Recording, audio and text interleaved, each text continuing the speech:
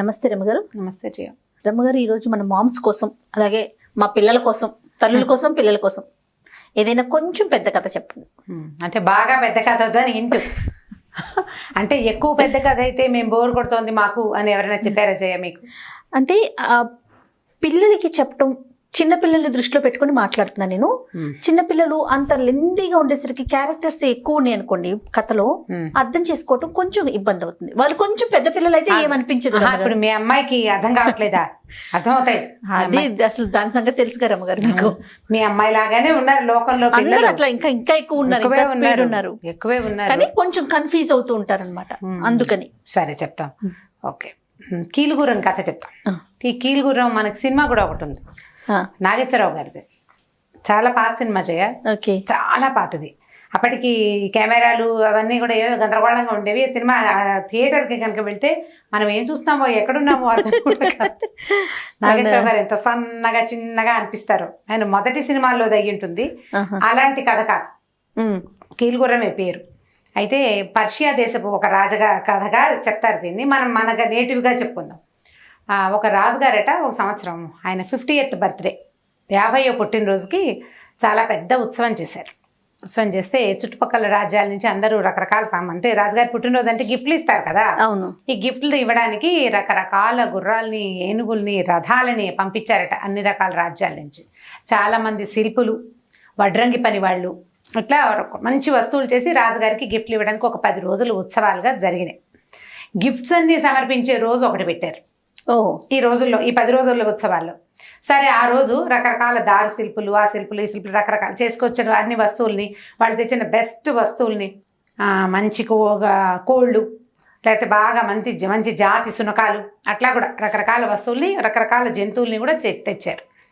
అయితే ఈ తెచ్చిన గుర్రాలు వాటిలలో ఒక చెక గుర్రం అన్ని పట్టుకొచ్చేట ఒక ముసలి శిల్పి, బాగా సీనియర్ సిటిజన్ పట్టుకొస్తే అందరూ అన్ని గుర్రాలని సమర్పించిన తర్వాత ఇతని దగ్గర ఉన్న చెక్క గుర్రం ఏంటంటే గుర్రం షేప్లో చేయబడి ఉంది, కానీ అది ఉడెంది తెలుస్తుంది. అయితే ఇదేమిటి ఇట్లా బొమ్మ తెచ్చావు, రాజుగారు దీని మీద ఎక్కి ఊగుతాడా అని అందరూ అతన్ని నవ్వుతూ అడిగారు. కాదు, దీని మీద ఎక్కి ఎగురుతాడు, ఇది ఎగిరే గుర్రం అని చెప్పాడు.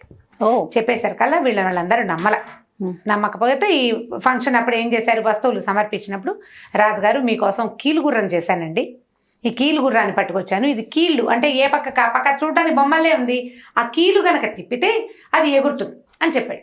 చెప్పేసరికల్లా రాజు అన్నాడు, ఏదో వినడానికి విచిత్రంగా ఉంది, ఎలా ఎగురుతుందో చూపించమన్నారు.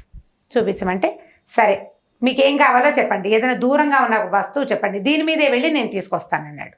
అయితే రాజుగారు ఏం చెప్పారంటే, ఇప్పుడు ఈ రాజ్యానికి ఉత్తర దిక్కులో ఒక కొండ ఉంది, ఆ కొండ మీద ఒక పెద్ద అమ్మవారి దేవాలయం ఉంది, అక్కడ ఒక పెద్ద సంపంగి చెట్టు, ఆ చెట్టు తాలూకు పువ్వులు మంచి వాసన వస్తాయి, రాజ్యంలో ఇంకా ఎక్కడ లేవు, అక్కడ ఒక్కచోటే ఉంది, వెళ్ళి 2 సంపెంగ కొమ్మలు, ఒక సంపెంగ పువ్వు ఉన్నది పట్టుకురమ్మన్నాడు. దీని మీద కూర్చున్నాడు ఆ ముసలతను, ఆ గుర్రం మీద కీలు తిప్పాడు, గుర్రం చక్మని ఎగిరిపోయింది. అక్కడి నుంచి అందరూ చూస్తూనే ఉన్నారు. చాలాసేపటి తర్వాత అతను మళ్ళీ వచ్చాడు ఇక్కడికి. వచ్చి ఈ సంపంగి కొమ్మ 2 పువ్వులు చేతిలో పెట్టాడు. పువ్వులు తక్కువగా ఉన్నాయండి, 2 పువ్వులే దొరికినాయి అని ఒక కొమ్మ పువ్వులు తెచ్చిచ్చాడు. ఆ సంపంగి చెట్టు రాజ్యంలో ఎక్కడా లేదు.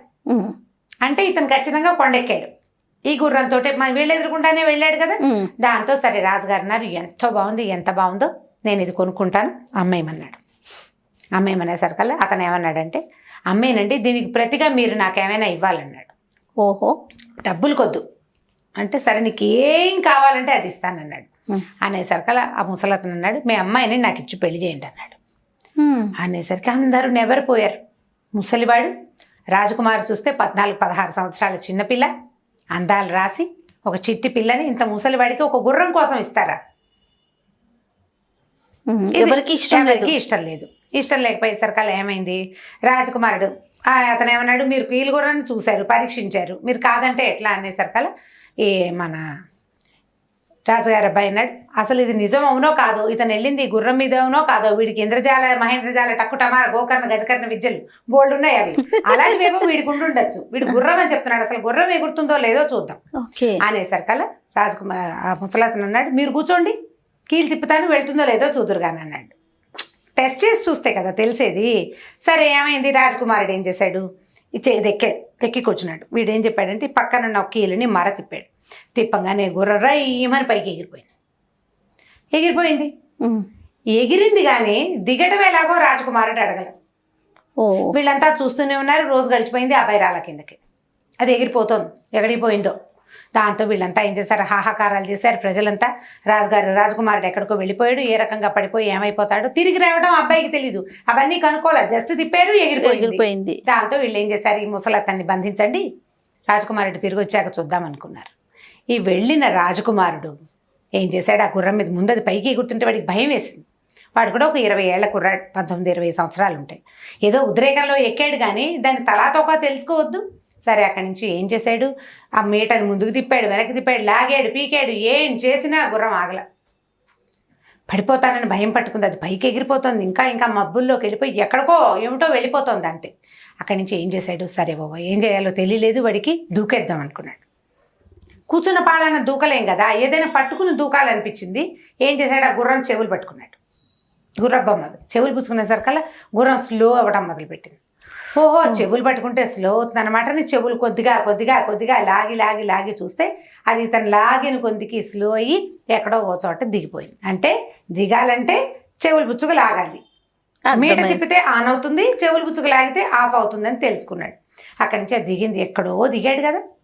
దిగిన తర్వాత చూస్తే ఒక పెద్ద దిగుడు బావి, అక్కడ పెద్ద తోట, ఒక అందమైన రాజకుమారి కనపడ్డారు. ఓహో కనపడేసరికి ఈ అబ్బాయి అమ్మాయి దగ్గరికి వెళ్ళాడు. ఇదే ఊరు, ఎక్కడున్నాను నేను, ఏమిటి అంటే వీడు ఎక్కడో ధారానగరంలో ఎక్కడో ఉన్నాడు. వాడు ఉన్నది ఎక్కడో, వీడు వచ్చింది ఎక్కడికో. వచ్చేసరికల్లా సరే ఈ అమ్మాయింది, నువ్వెవరు, ఎక్కడి నుంచి వచ్చావు, భలే చక్కగా ఉన్నావు, నీ బట్టలు ఏమిటి ఇలా ఉన్నాయి విచిత్రంగా, ఆ దేశం వేరు ఈ దేశం వేరు, భలే బట్టలు వేసుకున్నావు, వాళ్ళ ఇంట్లో ఫంక్షన్ కదా, రాజకుమారుడు బాగా తయారయ్యాడు.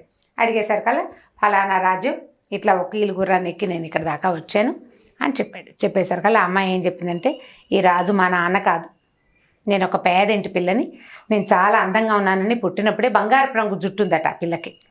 అందుకని మీ రాజుగారు ఆ బంగారపు రంగు జుట్టు ఉన్న పిల్ల ఎవరి దగ్గర ఉంటే వాళ్ళకి అదృష్టమని నన్ను ఎత్తుకొచ్చి పెంచుకుంటున్నాడు, నేను ఇక్కడ ఉన్నాను అని చెప్పింది. చెప్పేసరికల్లా ఈ అబ్బాయి అన్నాడు, నువ్వు నాతో వచ్చి మనం మన ఇంటికి వెళ్ళి పెళ్లి చేసుకుందాం అని అడిగాడు. అడిగేసరికల్లా ఈ అమ్మాయి ఇప్పుడు పెద్ద పిల్ల, ఒక 19 ఏళ్ళు 17 ఏళ్ళు ఉన్నాయి, ఎలాగైనా పెళ్లి చేసుకునేది, రాజుగారు ఎవరికో ఇచ్చి చేస్తాడు, ఆయన ఎవరికో ఇచ్చి చేసే బదులు ఈ మనకు నచ్చాడు కదా ఈ కుర్రాడు, వచ్చిన కుర్రాడు, వీడు ఫ్యాషనబుల్గా బాగున్నాడు, బట్టలు గిట్టలు, వీడితో పాటు వెళ్ళిపోదాం అనుకుంది ఆ పిల్ల. సరే ఏం చేశారు, ఇద్దరు కలిసి ఆ గుర్రం ఎక్కి వచ్చేసారు.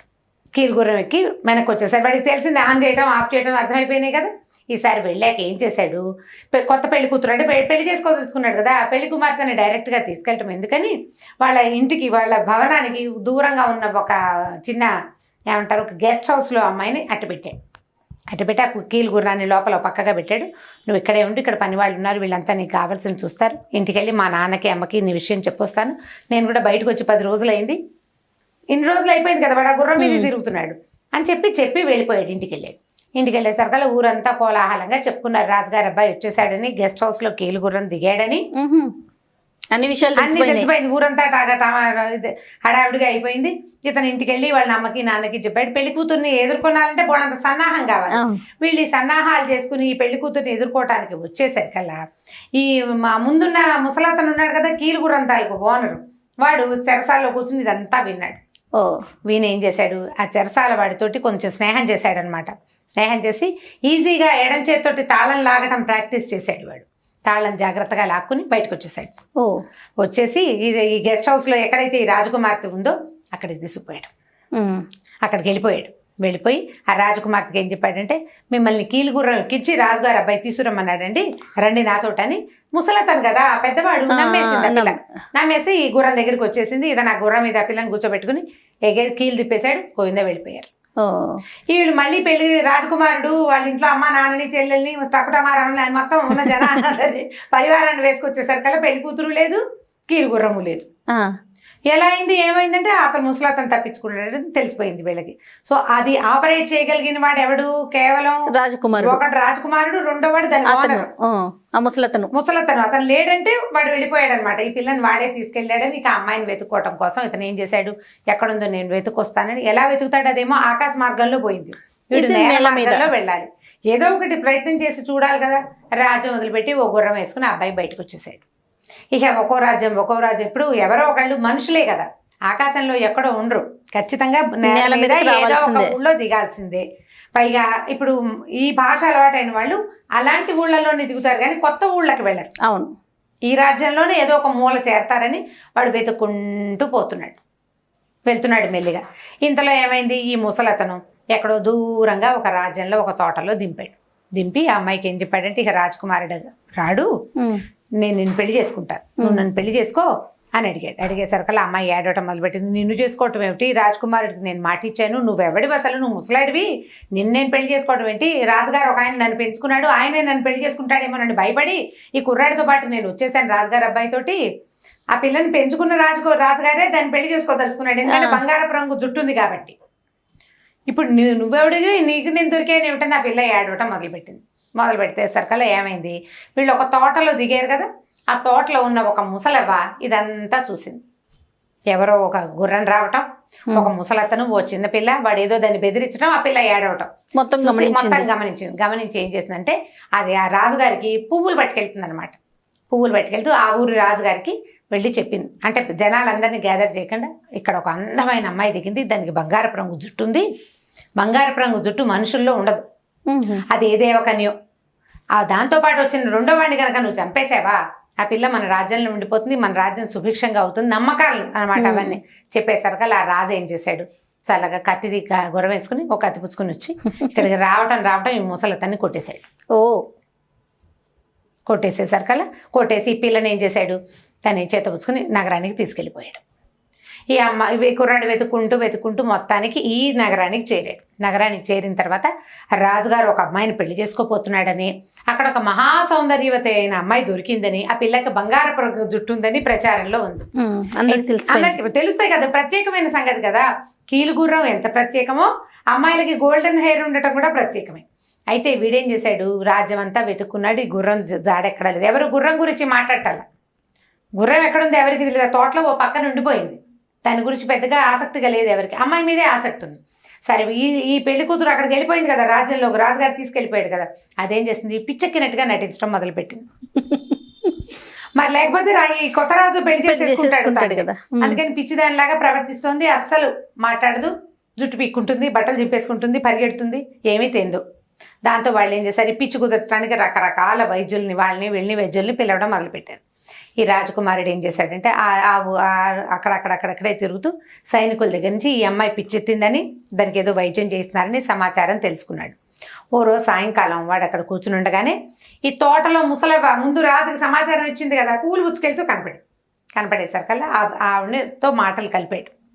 ముసలి వాళ్ళతో మాటలు కలిపితే ఈజీగా ఉంటుంది, విషయాలు బాగా తెలుస్తాయి ఆడవాళ్ళతో అయితే ఆవిడ అవలే అందగత్తే ఆ పిల్ల, కానీ దానికి పిచ్చి పాపం, ఎన్ని వైద్యాలు చేసినా లొంగలేదంటే, నాకు ఒక పెద్ద బ్రహ్మాండమైన వైద్యం తెలుసు, ఈ పిల్లని కీలు గుర్రం అని ఒక గుర్రం ఉంటుంది, ఆ గుర్రాల మీద కూర్చోబెడితే వాళ్ళ పిచ్చి కుదురుతుంది అన్నాడు.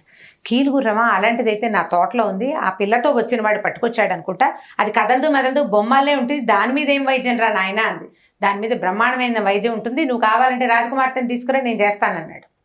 అనేసరికల్ ఆవిడ వీడి ఆధార్ కార్డు ఓటర్ ఐడి అన్నీ కనుక్కుంది, ఏ ఊరు నీది, ఎక్కడి నుంచి వచ్చావు, నీకేం వైద్యం వచ్చు, నీకు అదొచ్చా ఇదొచ్చా అని అన్నీ కనుక్కుని, సరే వీడికి ఏదో కొంత తెలుసని అనుకుని నమ్మించాడు అనమాట వాడు. అక్కడి నుంచి రాజుగారికి ఏం చెప్పిందంటే, రాజకుమార్తెని నా తోటలోకి తీసుకురండి, అమ్మాయి దొరికింది అక్కడే కదా, నా దగ్గర ఒక వైద్యుడు ఉన్నాడు, వాడు గుర్రంతో వైద్యం చేయిస్తాట అంటే, ఏదో ఒకటి ఏ పుట్టలో ఏ బాగుందో ఆ పిల్లని తీసుకొచ్చేసరికల్లా అది కుర్రాన్ని చూసేసరికి దానికి తెలిసిపోయింది, వచ్చాడు తను రక్షించడానికి. ఆ గుర్రాన్ని ఏం చేశాడు, ఆ గుర్రం తెచ్చి మధ్యలో పెట్టాడు. ఈ గుర్రం మీద వాడు ఏం వైద్యం చేస్తాడో ఎవరికి అర్థం కాలేదు, బొమ్మ ఉన్నట్టుంది, దానికి ప్రాణం లేదు పాడు లేదు. ఈ పిల్లని తీసుకెళ్ళి గుర్రం మీద కూర్చోబెట్టేసరికల్లా అది మామూలుగా పిచ్చి చేష్టలు మానేసి నవ్వు మొహం పెట్టింది. రాజుగారు అనుకున్నారు, అమ్మ దీని రోగం కుదిరింది, ఇది బాగా కనపడుతుంది, పిల్ల నార్మల్ అయిపోతుందని ఊహించారు. ఈ అబ్బాయి అన్నాడు, నే కూడా కూర్చోవాలండి, ఈ గుర్రం మీద కొంచెం గిరగిరా తిప్పితే ఈ అమ్మాయి మతిలోకి వస్తుంది అన్నారు. అనేసరికి అందరు కూర్చో పర్వాలేదు, కాబోయే రాణిగారు ఆవిడ పక్కన వైద్యుడైనా ఎలా కూర్చుంటాడు, రాజుగారు ఎంకరేజ్ చేశారు, ఏం పర్వాలేదు కూర్చో, నేను చూస్తాను నీ సంగతిని. సరే ఈ కుర్రాడు వెళ్ళి కూర్చున్నాడు, ఆ మేట నొక్కాడు. ఒకటే ఒక శబ్దంతో ఈ గుర్రం కాస్త పైకి ఎగిరిపోయింది. ఎగిరిన వీళ్ళంతా చూస్తున్నారు, వీళ్ళ కిందే ఉన్నారు, గుర్రం ఆకాశంలోకి పైకి వెళ్ళిపోయింది. ఇతను ఏం చేశాడు, మెల్లిగా తన రాజ్యాన్ని వెతుకుని దాని చెవులు పుచ్చుకుని తన రాజ్యం దాకా వచ్చాక స్లో చేసి దిగిపోయాడు. దిగేసేసి చక్కగా ఇంటికి వెళ్ళిపోయాడు. ఈసారి ఎక్కడ దింపల, అమ్మాయిని డైరెక్ట్గా తీసుకెళ్ళిపోయి పెళ్లి చేసేసుకున్నారు. పెళ్లి చేసుకున్న మరుక్షణ ఆ పెళ్లి కూతురు ఏం చేసిందంటే, నీకేం గిఫ్ట్ కావాలి, నీకేం కావాలి, ఇవాళ నువ్వు రాణి అయ్యావు, ఏం కావాలంటే ఈ కీలు గుర్రాన్ని తగలబెట్టేయండి ముందు, మళ్ళీ ఇంకో ప్రమాదం జరగకుండా ఈ గుర్రం అసలు ఉండకూడదు, నన్ను ఇక్కడి నుంచి అవతలకి తీసుకెళ్లే ఏ మార్గము ఇక్కడ ఉండకూడదు అని చెప్పి ఆ అమ్మాయి ఏం చేస్తే తను పెళ్ళైన మరుసటి రోజున దాని మీద ఎంత నెయ్యి పోయించి అంటించేస్తారు. చెక్కది కదా, అది కాలిపోయింది. చక్కగా రాజకుమార్తె ఈ రాజకుమారుడితో పాటు ఫిక్స్ అయిపోయి ఇక్కడే ఉండిపోయింది. వాళ్ళ ఊరు ఎక్కడో వాళ్ళు వచ్చి వెతుక్కుంటూ వచ్చేదైతే లేదు కాబట్టి ప్రశాంతంగా ఆ అమ్మాయి ఇక్కడే రాజుగారి అబ్బాయి తోటి హ్యాపీగా ఉండిపోయింది. అయిపోయింది కీల్ గుర్రం కథ. ఇది బాగా చెప్పచ్చు బోల్డంతసేపు. మీరు బ్రీఫ్ గా అన్నారు కదా, అందుకని నేను బ్రీఫ్ గా చెప్పాను. నేను 3 గంటల సినిమా తీయచ్చు. చాలా బాగుంది రమ్మ గారు, అంటే ఇంట్రెస్టింగ్ గా అనిపిస్తుంది. ఏమవుతుంది తర్వాత ఏమవుతుంది అనిపిస్తుంది కదా.